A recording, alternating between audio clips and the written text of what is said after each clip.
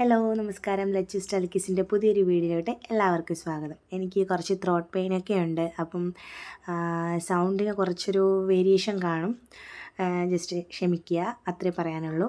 അപ്പോൾ ഈ കാണിക്കുന്നത് എന്താണെന്ന് വെച്ചാൽ ഡബിൾ ബോയിലിംഗ് മെത്തേഡിൽ ഗ്ലിസറിൻ ബേസ് കൊണ്ട് നമ്മൾ മെൽറ്റ് ആൻഡ് ബർ സോപ്പ് ഉണ്ടാക്കാൻ പോവുകയാണ്. അപ്പോൾ അടിക്കട്ടിയുള്ളൊരു പാത്രത്തിനകത്ത് വെള്ളം എടുത്തതിന് ശേഷം തിളപ്പിക്കുക. ശേഷം മറ്റൊരു പാത്രത്തിനകത്ത് നമ്മൾ ബേസ് വെച്ച് ഡബിൾ ബോയിലിംഗ് മെത്തേഡിൽ അത് മെൽറ്റ് ചെയ്യണം. കറ്റാർവാഴയുടെ സോപ്പാണ് നമ്മൾ ചെയ്യാൻ പോകുന്നത്. ഓർഗാനിക്കായിട്ടുള്ള കറ്റാർവാഴ ജെല്ലിൽ നിന്ന് നമ്മൾ ഫോം ചെയ്തെടുക്കുന്ന രീതിയാണ് ഇപ്പം നിങ്ങൾ ഈ കണ്ടുകൊണ്ടിരിക്കുന്നത്. അപ്പോൾ ഞാൻ തന്നെയാണത് പ്രിപ്പയർ ചെയ്യുന്നത്. നമുക്ക് കറ്റാർവാഴയുടെ ജെല്ല് നമുക്ക് അവൈലബിൾ ആണ്. അപ്പോൾ അതിന് വേണ്ടിയിട്ടുള്ളൊരു സെക്കൻഡ് ലാസ്റ്റ് പ്രോസസ്സിങ് ആണ് ഈ കണ്ടുകൊണ്ടിരിക്കുന്നത്. ഇത് നമ്മൾ നന്നായിട്ട് ബ്ലെൻഡ് ചെയ്തെടുക്കുമ്പോൾ ജെല്ല് കൺസിസ്റ്റൻസിയിൽ വരും. അതാണ് ഞാനിവിടെ യൂസ് ചെയ്യാൻ പോകുന്നത്. അപ്പോൾ നിങ്ങൾ നോർമലി കറ്റാർവാഴയുടെ ജെല്ലൊരു 2 ടീസ്പൂൺ അങ്ങനെ എടുത്താൽ മതി.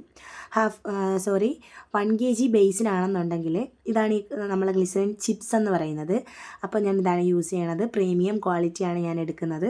അപ്പോൾ 1 kg ഗ്ലിസറിൻ ബേസിൽ വേണ്ടുന്ന കറ്റാർവാഴയുടെ ജെല്ലെന്ന് പറയുന്നത് ജ്യൂസാണ്. നമ്മൾ ഓർഗാനിക്കായിട്ടുള്ള സാപ്ലിങ്സിൽ നിന്ന് എടുക്കുന്ന ജ്യൂസ് എന്ന് പറയുന്നത് 2 ടീസ്പൂണാണ് ആവശ്യം. അതിൽ 2 വൈറ്റമിൻ ഇ ഓയിൽ ഒക്കെ നിങ്ങൾക്ക് ആഡ് ചെയ്യാം. ഞാനിപ്പോൾ അത് കാണിക്കുന്നില്ല. 2 വൈറ്റമിൻ ഇ ഓയിൽ, 2 ടീസ്പൂൺ കറ്റാർവാഴയുടെ ജ്യൂസാണ്. ജെല്ലാണെന്നുണ്ടെങ്കിലും 2 ടീസ്പൂൺ ജെല്ലാണ് 1 kgക്ക് നമ്മൾ യൂസ് ചെയ്യുന്നത്.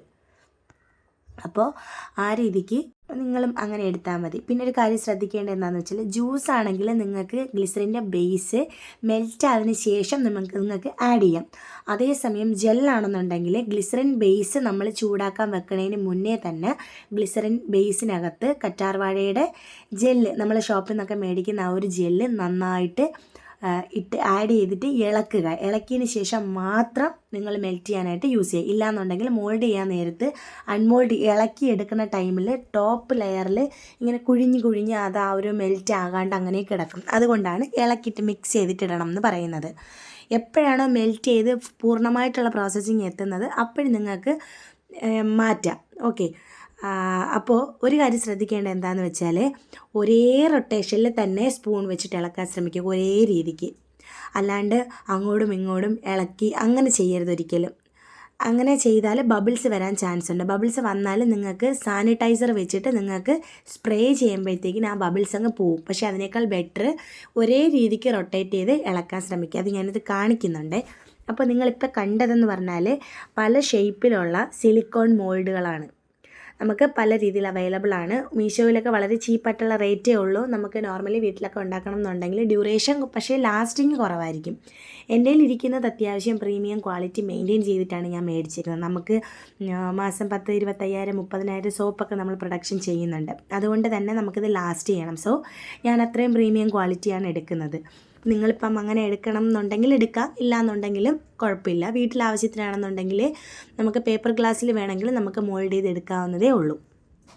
അപ്പോൾ ഞാനിപ്പോൾ ഇതിനകത്ത് നമ്മുടെ കറ്റാർവാഴയുടെ ജെല്ലിൻ്റെ ഇത് ഇട്ടിട്ടുണ്ട്.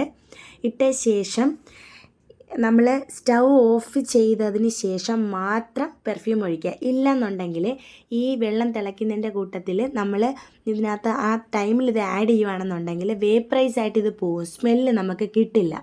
മനസ്സിലായോ? അപ്പോൾ 1 kg ബേസിൽ നമ്മൾ ഇടുന്ന അല്ലെങ്കിൽ ആഡ് ചെയ്യുന്ന പെർഫ്യൂം എന്ന് പറയുന്നത് 10 ml അല്ലെങ്കിൽ 15 ml ആണ്. അത് സ്മെല്ലിനെ ബേസ് ചെയ്തിട്ടിരിക്കും. ഞാൻ ഈ മുമ്പേ പറഞ്ഞതുപോലെ തന്നെ ഇത് ഇളക്കുന്ന മെത്തേഡാണ് ഈ പറഞ്ഞിരുന്നത്. ഒരു കാരണവശാലും ഇപ്പോൾ ഈ കാണിച്ച മെത്തേഡിലൊന്നും നിങ്ങൾ യൂസ് ചെയ്യരുത്. ഒരേ റൊട്ടേഷനിൽ വലതോട്ടാണെങ്കിൽ അതേപോലെ തന്നെ നിങ്ങൾ ഇളക്കാനായിട്ട് മാക്സിമം ശ്രദ്ധിക്കുക. ഇല്ലയെന്നുണ്ടെങ്കിൽ ബബിൾസ് വരും. ഇപ്പോൾ ഇതിനകത്ത് കണ്ടോ, ഞാനിപ്പോൾ എടുത്ത് ഒഴിച്ചപ്പോഴത്തേക്ക് ബബിൾസ് വന്നതുണ്ടോ? അപ്പോൾ അതിന് പോകാനുള്ളൊരു ടിപ്പാണ് നമ്മുടെ സ്പ്രേ യൂസ് ചെയ്യുക എന്നുള്ളത്. സാനിറ്റൈസർ സ്പ്രേ ചെയ്യുക എന്നുള്ളത്. ഓക്കെ. അപ്പോൾ മനസ്സിലായെന്ന് വിശ്വസിക്കുന്നു. അപ്പോൾ ഇങ്ങനെ ഒരേ റൊട്ടേഷനിൽ വേണം നിങ്ങൾ മിക്സ് ചെയ്യാനായിട്ട്. എടുത്തിങ്ങനെ ഒഴിക്കുകയോ കാര്യങ്ങളോ ഒന്നും ചെയ്യരുത്. അപ്പോൾ ഇത് ഏതാണ്ട് മെൽറ്റ് ആയിട്ടുണ്ട്. ഒരു ചെറിയൊരു കഷ്ണം ഉണ്ടായിരുന്നു, ഞാൻ എടുത്ത് മാറ്റിയിട്ടുണ്ട് കേട്ടോ. അതാണ് നിങ്ങൾ കണ്ടത്. അപ്പോൾ ഇത് നമ്മൾ മെൽറ്റ് ആയതിന് ശേഷം നന്നായിട്ട് മിക്സായി എന്ന് ഉറപ്പ് വരുത്തിയതിന് ശേഷം മാത്രം നമ്മൾ ഡബിൾ ബോയിലിംഗ് മെത്തേഡ് മാറ്റി നമ്മൾ മെൽറ്റ് ആയിട്ടുള്ള സോപ്പിൻ്റെ ബേസ് മാറ്റി വെക്കുക. ശേഷം അതിൽ നിന്ന് ആവി പോയതിന് ശേഷം മാത്രം പെർഫ്യൂം ആഡ് ചെയ്യുക. ഞാൻ യൂസ് ചെയ്യുന്ന പെർഫ്യൂം എന്ന് പറയുന്നത് ഹൈ പ്രീമിയം ക്വാളിറ്റിയിലുള്ള പെർഫ്യൂമാണ്. നോർമലി നമുക്ക് ഷോപ്പുകളിൽ നിന്ന് കിട്ടുന്നത് പെർഫ്യൂമിനകത്ത് 1 ലിറ്റർ പെർഫ്യൂമിനകത്ത് എത്രയോ ലിറ്റർ ഡിസ്റ്റിൽഡ് വാട്ടർ ഒഴിച്ച് മിക്സ് ചെയ്തിട്ട് അതാണ് നമുക്ക് തരുന്നത്. അത് ഒറിജിനൽ പെർഫ്യൂം അല്ല.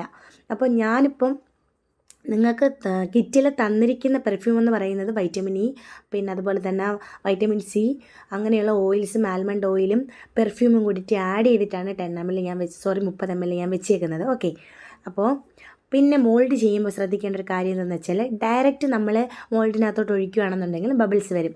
അത് വരാണ്ടിരിക്കാനുള്ള മറ്റൊരു ടിപ്പാണ് ഒരു സ്പൂണോ എന്തെങ്കിലും വെച്ചിട്ട് അതിൻ്റെ മുകളിൽ കൂടിയിട്ട് ഒഴിക്കുക എന്നുള്ളത്. അല്ലാണ്ട് ഡയറക്റ്റ് ഒഴിക്കുമ്പോൾ ഇതുപോലെ ബബിൾസ് വരാൻ ചാൻസ് ഉണ്ട്. അപ്പോഴും നിങ്ങൾക്ക് നേരത്തെ പറഞ്ഞ ആ ഒരു മെത്തേഡ് നിങ്ങൾക്ക് യൂസ് ചെയ്യാം. എന്താണ്? സാനിറ്റൈസർ സ്പ്രേ ചെയ്യുക എന്നുള്ളത്. അപ്പോഴും പോകും. പക്ഷേ സ്മെല്ലിൽ ചെറിയൊരു വേരിയേഷൻ വരും ഇപ്പോഴും നമ്മൾ ചെയ്യുകയാണെന്നുണ്ടെങ്കിൽ. നമ്മൾ ഡബിൾ ബോയിലിംഗ് മെത്തേഡ് ചെയ്യുന്ന ടൈമിലാണ് നിങ്ങൾ സാനിറ്റൈസർ യൂസ് ചെയ്യുന്നതെന്നുണ്ടെങ്കിൽ ആ ഒരു സ്മെല്ല് വേപ്പറൈസ് ആയിട്ട് പോകാൻ ചാൻസ് ഉണ്ട്. അതുകൊണ്ട് തന്നെ നമ്മൾ സോപ്പ് എടുക്കുമ്പോൾ അൺമോൾഡ് ചെയ്തെടുക്കുന്ന ടൈമിൽ ആ ഒരു സ്മെല്ല് നമുക്ക് ഇതിനകത്തോട്ട് വരത്തില്ല. ഓക്കെ. അപ്പോൾ ഇത് അൺമോൾഡ് ചെയ്തെടുക്കുമ്പോഴത്തേക്കിന് ഈ ഒരു ഷേപ്പിൽ കിട്ടും. പിന്നെ ഇത് നാൽപ്പാമരത്തിൻ്റെ സോപ്പാണ്. മറ്റേത് നിങ്ങൾക്ക് ടൈം കാണുമല്ലോ, അതുകൊണ്ടാണ് ഇങ്ങനെ കാണിക്കുന്നത്. അപ്പോൾ എന്തെങ്കിലും ഡൗട്ട് ഉണ്ടെങ്കിൽ നമുക്ക് ഗ്രൂപ്പിൽ